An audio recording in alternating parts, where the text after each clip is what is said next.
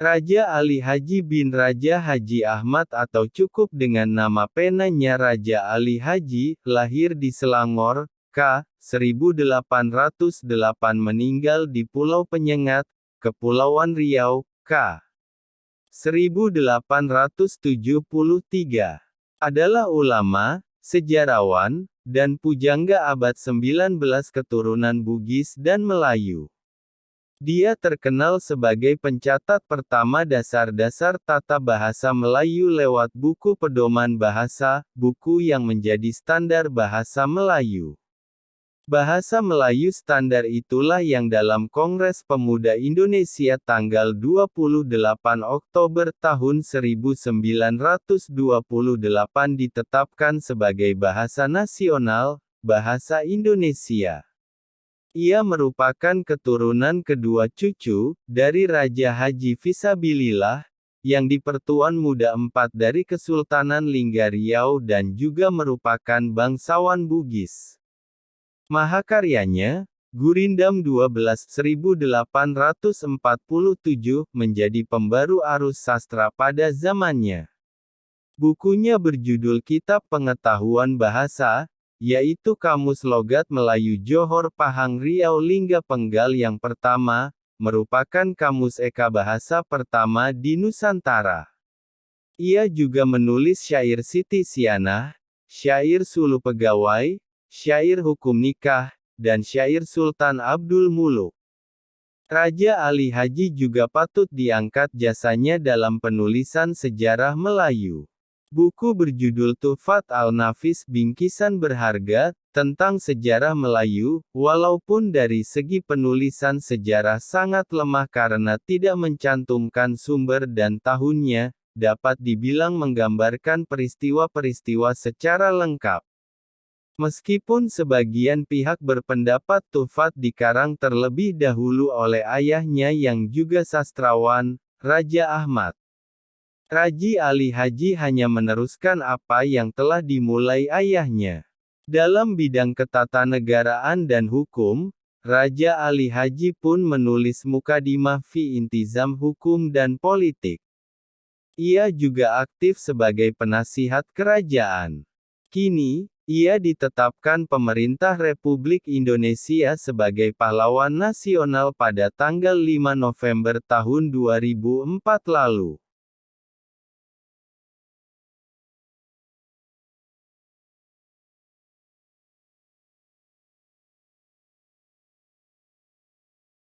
Tengku Sulung adalah seorang pejuang kemerdekaan yang memfokuskan perlawanannya terhadap kolonial Belanda di daerah Reteh, Sungai Batang. Tengku Sulung sendiri diperkirakan lahir di Lingga, Kepulauan Riau. Sejak kecil, Sulung dididik dengan ajaran Islam yang ketat. Pemahamannya tentang agama Islam membuatnya tidak suka dengan Belanda. Bahkan dia tidak mau bekerja sama dengan Belanda dalam bentuk apapun. Tengku Sulung memperoleh kedudukan sebagai Panglima Besar Reteh setelah Sultan Muhammad, Sultan Lingga yang berkuasa di Reteh. Waktu itu Sulung tidak mau tunduk pada Sultan Sulaiman yang diangkat oleh Belanda untuk kawasan yang sama, menggantikan Sultan Mahamat. Semula Tengku berkedudukan di Kota Baru Hulu Pulau Kijang sekitar 16 mil dari Pulau Kijang. Di desa ini Tengku Sulung membangun benteng yang kelak ditandai dengan adanya Desa Benteng, Sungai Batang, Indragiri Hilir di hulu Sungai Batang. Di benteng itulah pertahanan Tengku Sulung dan pasukannya dalam melawan Belanda. Perjuangan Tengku Sulung dan pasukannya terhenti setelah Belanda membawa Haji Muhammad Taha, juru tulis Tengku Sulung yang sebelumnya tertangkap oleh Belanda di Kota Baru. Tengku Sulung pun diultimatum oleh Residen Belanda supaya menyerah kepada komandan ekspedisi. Akibatnya penyerangan pada tanggal 7 November tahun 1858, banyak menewaskan rakyat Reteh dan Tengku Sulung sendiri juga ikut tertembak di bagian leher oleh pasukan Belanda.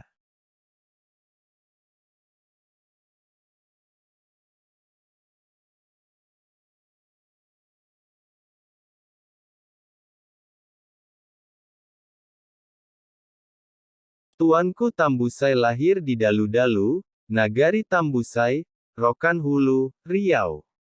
Dalu-Dalu merupakan salah satu desa pedagang Minangkabau yang didirikan di tepi Sungai Sosah, anak Sungai Rokan. Tuanku Tambusai memiliki nama kecil Muhammad Saleh, yang setelah pulang haji, dipanggilkan orang tuanku Haji Muhammad Saleh.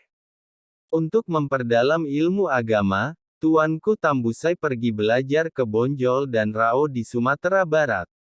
Di sana beliau banyak belajar dengan ulama-ulama Islam yang berpaham Paderi, hingga dia mendapatkan gelar faqih. Ajaran Paderi begitu memikat dirinya, sehingga ajaran ini disebarkan pula di tanah kelahirannya. Di sini ajarannya dengan cepat diterima luas oleh masyarakat, sehingga ia banyak mendapatkan pengikut. Semangatnya untuk menyebarkan dan melakukan pemurnian Islam, mengantarkannya untuk berperang mengislamkan masyarakat di tanah Batak yang masih banyak menganut Pelbegu. Perjuangannya dimulai di daerah Rokan Hulu dan sekitarnya dengan pusat di Benteng Dalu-Dalu. Kemudian ia melanjutkan perlawanan ke wilayah Natal pada tahun 1823. Tahun 1824, ia memimpin pasukan gabungan Dalu-Dalu, Lubuk Sikaping, Padang Lawas, Angkola, Mandailing, dan Natal untuk melawan Belanda.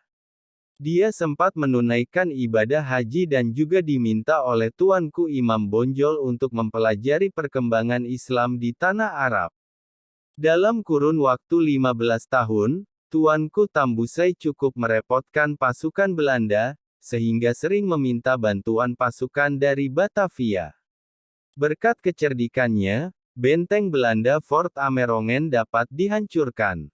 Bonjol yang telah jatuh ke tangan Belanda dapat direbut kembali walaupun tidak bertahan lama. Tuanku Tambusai tidak saja menghadapi Belanda, tetapi juga sekaligus pasukan Raja Gedombang, Regen Mandailing, dan Tumenggung Kartorejo, yang berpihak kepada Belanda. Oleh Belanda beliau digelari, De Padrice Tiger van Rokan, Harimau Paderi dari Rokan karena amat sulit dikalahkan, tidak pernah menyerah, dan tidak mau berdamai dengan Belanda. Keteguhan sikapnya diperlihatkan dengan menolak ajakan Kolonel Elout untuk berdamai. Pada tanggal 28 Desember tahun 1838, benteng Dalu-Dalu jatuh ke tangan Belanda. Lewat pintu rahasia, ia meloloskan diri dari kepungan Belanda dan sekutu-sekutunya. Ia mengungsi dan wafat di Seremban, Negeri Sembilan, Malaysia pada tanggal 12 November tahun 1882. Karena jasa-jasanya menentang penjajahan Hindia Belanda, pada tahun 1995 pemerintah mengangkat beliau sebagai pahlawan nasional.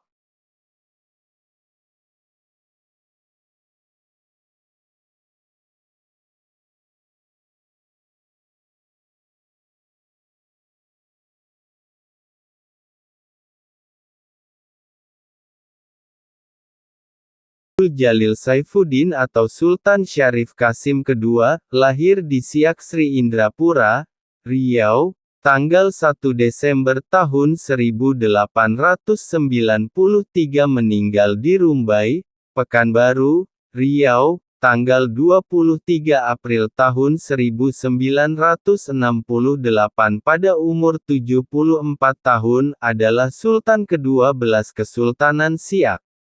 Ia dinobatkan sebagai Sultan pada umur 21 tahun menggantikan ayahnya Sultan Syarif Hashim. Sultan Syarif Kasim II adalah seorang pendukung perjuangan kemerdekaan Indonesia. Tidak lama setelah proklamasi dia menyatakan Kesultanan Siak sebagai bagian wilayah Indonesia, dan dia menyumbang harta kekayaannya sejumlah 13 juta gulden untuk pemerintah Republik. Bersama Sultan Serdang dia juga berusaha membujuk raja-raja di Sumatera Timur lainnya untuk turut memihak Republik.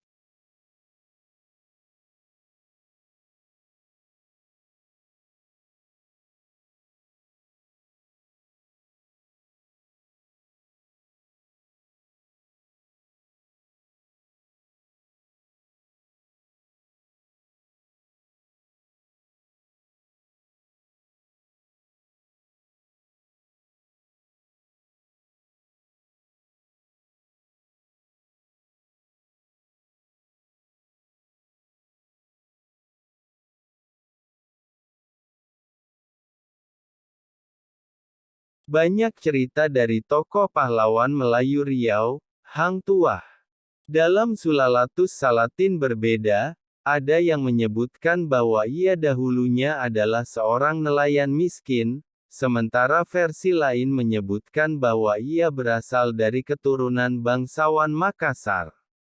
Hang Tuah memiliki teman sejawat dan seperjuangan, Hang Jebat, Hang Nadim, Hang Kasturi, Hang Lekir, dan Hang Lekiu. Hang Tuah juga terkenal membunuh seorang jawara dari Jawa yang terkenal dengan sebutan Taming Sari, yang di bawah pemerintahan Kerajaan Majapahit. Konon Taming Sari dikenal pandai berkelahi, kebal senjata dan dapat menghilang. Namun, ia dikalahkan Hang Tuah, sehingga dengan membunuh Taming Sari. Lalu kerisnya diambil Hang Tuah dan diberi nama Taming Sari. Menurut cerita keris itu dapat berkuasa kepada pemiliknya untuk menjadi hilang. Hang Tuah merupakan seseorang pahlawan dan tokoh legendaris Melayu pada masa pemerintahan Kesultanan Malaka. Ia adalah seorang pelaut dengan pangkat laksamana dan juga petarung yang hebat di laut maupun di daratan. Penggambaran Hang Tuah dari beberapa versi Sulalatus Salatin berbeda, ada yang menyebutkan bahwa ia dahulunya adalah seorang nelayan miskin. Hang Tuah ialah seorang pahlawan legenda berbangsa Melayu pada masa pemerintahan Kesultanan Melaka di abad ke-15. Kesultanan Melayu Melaka bermula pada tahun 1400 sampai tahun 1511 Masehi. 1. Menurut rekod sejarah, beliau lahir di kampung Sungai Duyong, Melaka kira-kira dalam tahun 1444 AD. Pada masa mudanya, Hang Tuah beserta 4 teman seperjuangannya, Hang Jebat, Hang Kasturi, Hang Lekir, dan Hang Lekiu membunuh sekelompok bandit-bandit dan 2 orang yang berjaya menghancurkan desa dengan amarahnya. Bendahara, sederajat dengan Perdana Menteri dalam sistem pemerintahan sekarang, dari Melaka mengetahui kehebatan mereka dan mengambil mereka untuk bekerja di istana. Semasa ia bekerja di istana, Hang Tuah membunuh seseorang petarung dari Jawa yang terkenal dengan sebutan Taming Sari, yang di bawah pemerintahan Kerajaan Majapahit. Konon Taming Sari dikenal pandai berkelahi, kebal senjata dan dapat menghilang, kemudian dilawan oleh Hang Tuah. Diketahui yang membuat Taming Sari sakti terletak pada kerisnya. Hang Tuah berhasil merebut keris tersebut kemudian membunuh Taming Sari. Kemudian keris tersebut diambil Hang Tuah dan diberi nama Taming Sari, setelah menjadi miliknya dan dipercaya bahwa keris itu dapat berkuasa kepada pemiliknya untuk menjadi hilang. Hang Tuah dituduh berzinah dengan pelayan raja, dan di dalam keputusan yang cepat, raja menghukum mati laksamana yang tidak bersalah. Namun, hukuman mati tidak pernah dikeluarkan, karena Hang Tuah dikirim ke sesebuah tempat yang jauh untuk bersembunyi oleh bendahara. Setelah mengetahui bahwa Hang Tuah akan mati, teman seperjuangan Hang Tuah, Hang Jebat, dengan murka ia membalas dendam melawan raja, mengakibatkan semua rakyat menjadi kacau balau. Raja menyesal menghukum mati Hang Tuah, karena dialah satu-satunya yang dapat diandalkan untuk membunuh Hang Jebat. Secara tiba-tiba, bendahara memanggil kembali Hang Tuah dari tempat persembunyiannya dan dibebaskan secara penuh dari hukuman raja. Setelah 7 hari bertarung, Hang Tuah merebut kembali keris Taming Sarinya dari Hang Jebat, dan membunuhnya. Setelah teman seperjuangannya gugur, Hang Tuah menghilang dan tidak pernah terlihat kembali.